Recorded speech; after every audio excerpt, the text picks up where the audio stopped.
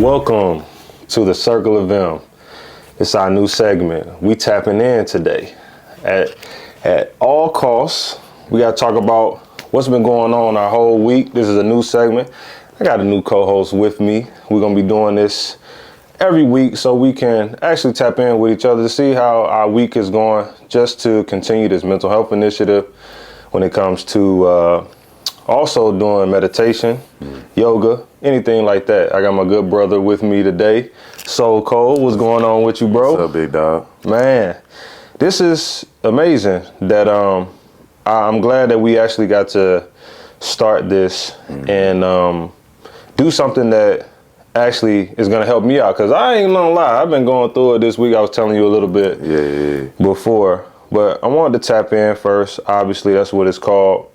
What's your mood like today? What's the Zen like? I'm gonna go ahead and refer to this feelings wheel right quick. Okay. That we got in the studio, take advantage of it since it's here. Sure. For me right now, let's see. I'm feeling inspired. I'm feeling optimistic, and I'm feeling calm in this moment. Man, I mean, I feel like you are a calm spirit though. Yeah. You know what I'm saying? You have that, especially with your voice. Mm-hmm. You know what I'm saying? You have that type of feel at the end of the day. And I just feel like my feelings are a little bit overwhelmed, I believe. I can resonate with that. Man, it's been a lot. You know, when you're trying to transition, you're trying to do everything on your own, and you have many of things going on at once. You try to get your schedule all laid out. Do you feel like you have problems with that during the week as far as scheduling? Yeah, for sure. Like, you know, even today, you know, I knew I had a few interviews today, right? And I was just like, man, why did I book my schedule? Like, I had control of this. Right. Like, at the end of the day, I intentionally put all of these things, maybe not on my calendar at the same time, but I knew that this was going to come. So now I can't get frustrated with myself. I gotta give myself grace, and then still let things flow how they flow. Like, for me right now, like I'm feeling a lot of emotions moving through my body because I'm cleansing. I'm on a juice cleanse right now, and so that's a huge like detox to my system.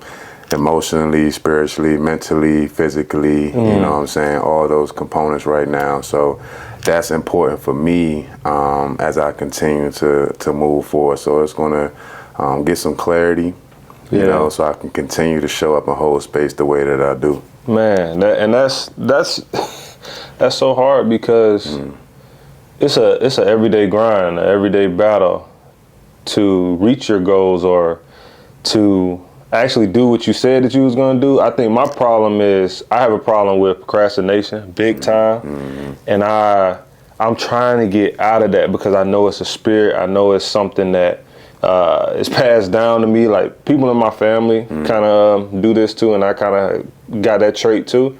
But how do you, in that sense, be able to like cultivate everything that you're doing, but then also get out of that rut? What do you do to get out of that place where you feel like it's becoming too overwhelming and a lot? For most of the time, I think that I can always handle it on my own. Yeah. And to some extent I can.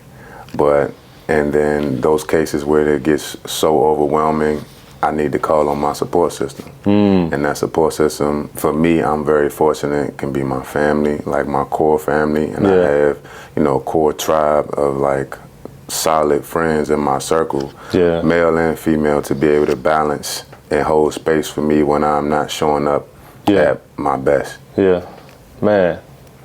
That's what we doing right now. You know what I'm saying? Off camera, we hold space for each other. Yeah. You know what I'm saying? Like to hey, bro, how are you? Well, the first thing you did when you came in, like you got the sage going. Yeah. You already, I mean, you made sure the room was the vibe. The energy. The energy has to be set, and tension has to be set. You know, when we can get together at any time, right? Yeah. But you and I have been strategically calculating coming together in person because we know how valuable it is, and to keep that intention coming, we want to, you know, be mindful of, you know, energy that has been in here before, and you know, just how we're present in this moment. That's a big thing that you just said, being present in this moment. I think a lot of people who can attest, who may be or will be watching, I think that being present in a moment and not thinking about the future and not thinking about the past is something that we all struggle with, because we have things on our schedule and we think like, oh man, okay, I got to do this. Yeah, the next thing. But then we don't really celebrate, man, we in this moment together. Moment, that's all we got. We doing our thing. Yeah. Like, we gotta, what you said before, you said give yourself grace. We really gotta give ourselves grace. How do you give yourself grace? Man, that's a tough one.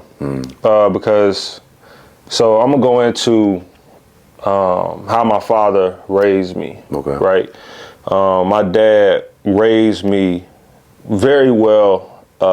You know, everybody would say back home, it's like, man, I wish I had a father like you, right? But in that, he was very, very hard on me too, right?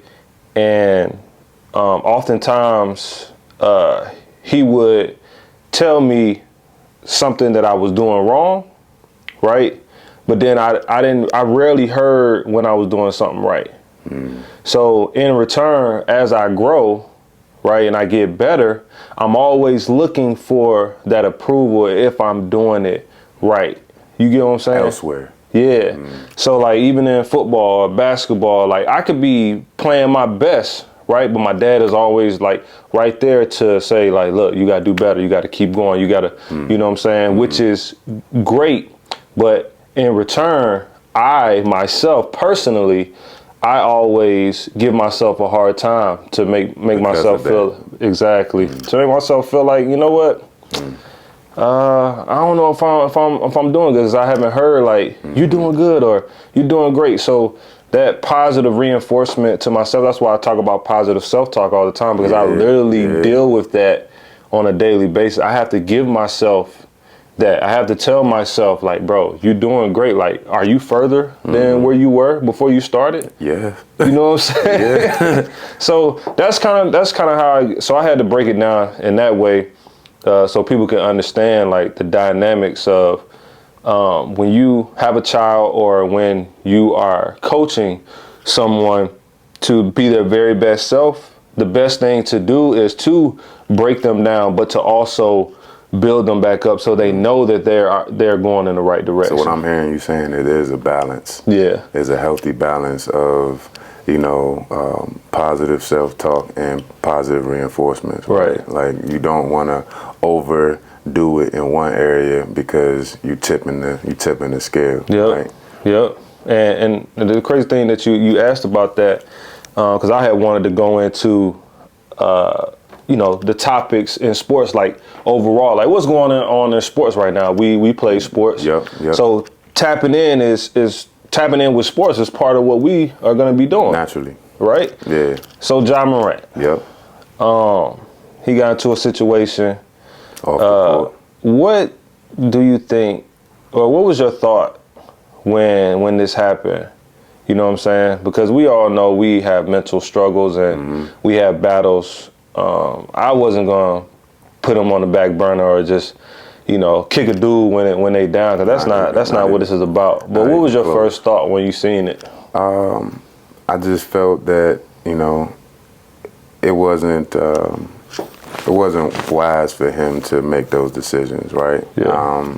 But at the same time, he did make the decisions. He did own up to the, you know, what he did. He did apologize to his organization, to his family, to the fans, because that's what happens, right? We going to make mistakes. We are humans, and we don't always get it right. This just happens to be in the spotlight because of the profession that he's in, that it gets highlighted with a magnifying glass. Yeah. And just blown up, right? He like the top. I mean, he's the guy. He's that guy. And then, you know, we also just talked about, like, you know, I had to ask myself, like, how old is Ja? Yeah. And I was like, oh, he's only 23. He's smooth, you know what I'm saying? Yeah. He's still a pup. Yeah, He's yeah. still maturing, right? He's still evolving. He's still like, these are young men, Yeah. you know, and just like we were when we first got in the league, right? We didn't know it all. Yeah. We still figuring things out, putting ourselves around people, hanging out with certain crowds, and just figuring it out. So, you know, my first thing was giving him grace. Yeah. Like, I haven't been in his exact shoes, but I can relate to some degree. Yeah. And, you know, I did hear that he, you know, during his time off, he went down to Florida and got some counseling. So I think that was a huge step for him, you know, accepting that. Yeah. He could have just been like, nah, I'm not don't doing need any that. of that. Yeah. I'm not with that. Yeah. He could have resisted that. Yeah. Right. And Yeah. then I'm not sure what the process was like while he was down there. Was it intensive?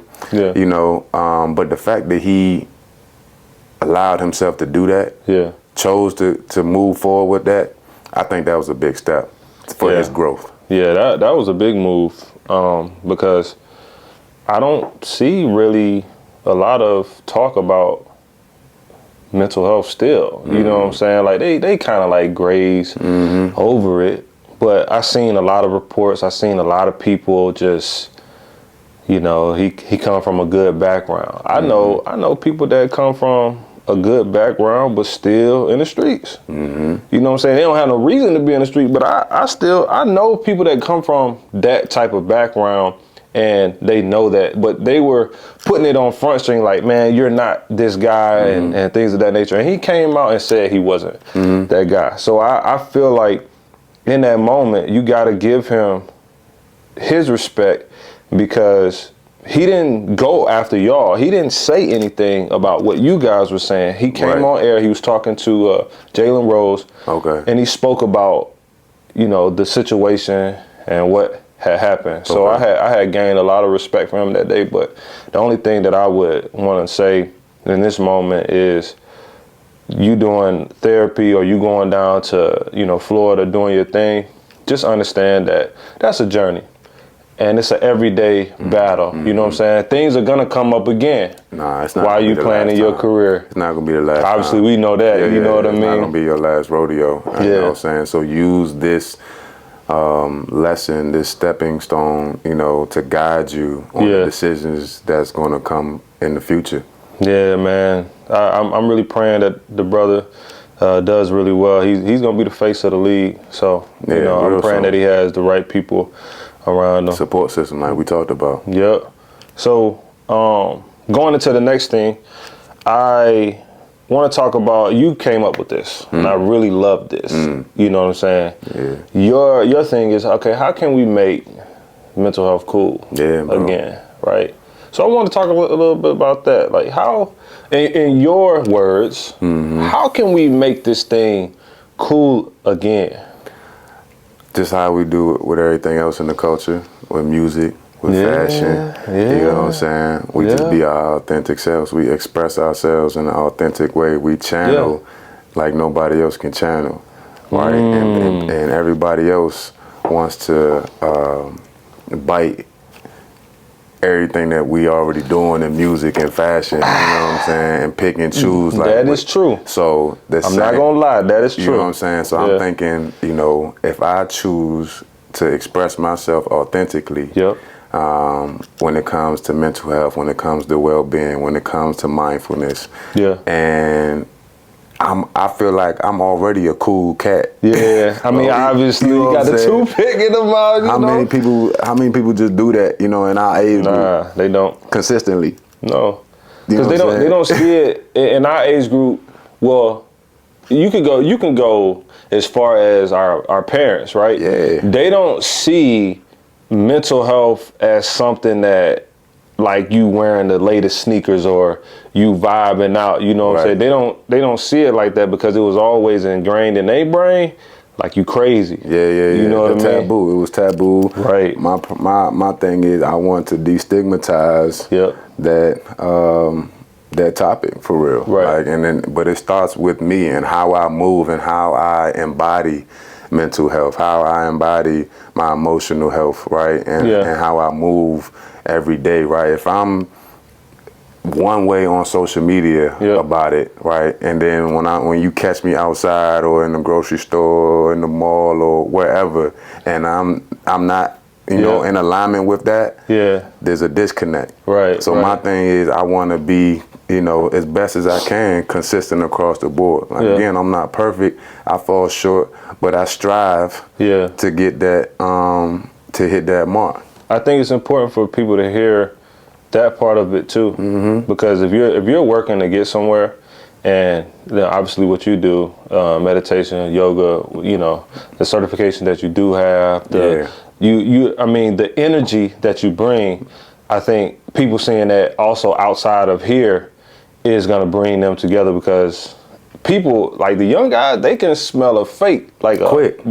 A mile away. That's when I do work with kids. They can tell. Oh man, so they can tell. That's why it's very important that we do be authentic. Because even me as a life coach, it's important for me to show them first. I have to show them, like, I've been where you've been. I've been what you've been through. You know what I mean? And even through that, I have to walk alongside you to help you make the best possible decision for yourself. But I can't, you have to trust me first. And the only way to gain trust is to be vulnerable. Be vulnerable with yourself. Come on, man. Yeah. See, you and I have the advantage of, you know, we have that gift to meet them where they are. Right? We have compassion. We have empathy.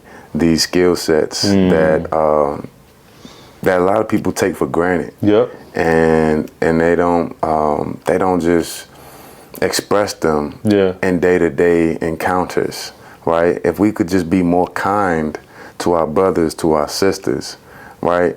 The world would just be a better place automatically, if we would just practice that on a minimal level, micro level. I'm telling you. I think one other thing too is wanting to serve without getting something in return. Right? Because let's unpack that just real quick. Because I actually heard Dion say it to his guys at Colorado. Okay. And I'm like, you know what? I want to kind of go deeper into that. Because the purpose that God is pushing me towards right now, a lot of times money doesn't come with it. Right? Money may come a little bit later, but people don't realize you following your purpose, right? You have to figure out what your purpose is. Because we do, I say this all the time, but it is true. We do everything like the opposite, even when it comes to money, right? Instead of following our purpose and following the suit where God wants us to follow and following him, right? The money follows you because you're doing what God has intended for you to do. And you're not really focused on getting paid, but in return, you get paid from doing the work that God had ordained for you, right? Naturally. And we get caught up in basically, I got to do, like, you got to pay me, or I'm not doing this unless I get some money from it. You know what I'm saying? Because that's the society that we live in. But we have to learn how to be there for one another and serve and support one another. Like, put some money up for your bro, or if they doing something, like, it's okay to put, if let's say you're doing yoga, right? I'm not gonna come in your yoga session and say, hey bro, can I get a free session? No, I'm gonna support you in that moment, because that's what it's all about to me. Yeah. I think also, you know, there's two sides to that. Really not discrediting the value that we have to offer. You know, as servants. Right. And you know, I think there's a time when discernment comes into play to realize, okay, this is an opportunity for me. I'm glad you're speaking on that. You know what I'm saying? Like, because you know your value. I know my value, right? There's times when I'm willing to offer my services pro bono. And because I understand how it works in the greater picture. Right? But then there's also times where, no, I deserve to be, compensated for my time, for my energy, you know, and so I think there's also, like I said, everything has a balance of when it comes to that. But going back to service at its core, for the reason why God placed us here, we have to do a lot of work in the dark on ourselves to realize, why am I here for this? Why did I get blessed with this physical body? Why did I get blessed with this voice? Why did I get blessed with this platform? How am I supposed to use these gifts in order to glorify the kingdom of heaven? God, that's a bar. How do you use these gifts? Like, why am I here? And these gifts that I have, how can I do it, for the Father, to make sure I'm glorifying Him? And not me, not my ego, not my pride. You know what I'm saying? Gotta get ego and pride out the way. You got to, bro. You got to, and that's a daily battle. Right. That's where a lot of the stuff with the money come into place. Right. That's ego. So we gotta check our ego. We gotta look in the mirror and say, is this coming from a place of ego? And I will say that, because sometimes I've done stuff off the strength. It just falls right in my lap, and sometimes it's a blessing from God. But if you can carry that type of energy with you, and knowing the difference, to be able to basically knowing the difference to know when, like, okay, I should get compensated for this in this situation, but still it's not changing who you are, right? Because you're a business, and you have to run a business as such. And we all know, having businesses, you can't do it for free, but your mindset should always be, how can I serve you today? First and foremost. Right. Man, this go ahead. First and foremost, bro. Man, but anyways, I don't know why y'all shacking up with us. I feel like you should go ahead and subscribe. Obviously, this podcast is sponsored by A&M Sports and Fitness. We got Sage Elite Healing here. We both working with Sage. Going to be doing a lot of work with them. You're going to be hearing more. The Avengers, bro. Yes, sir. You're going to be hearing more about Sage Elite.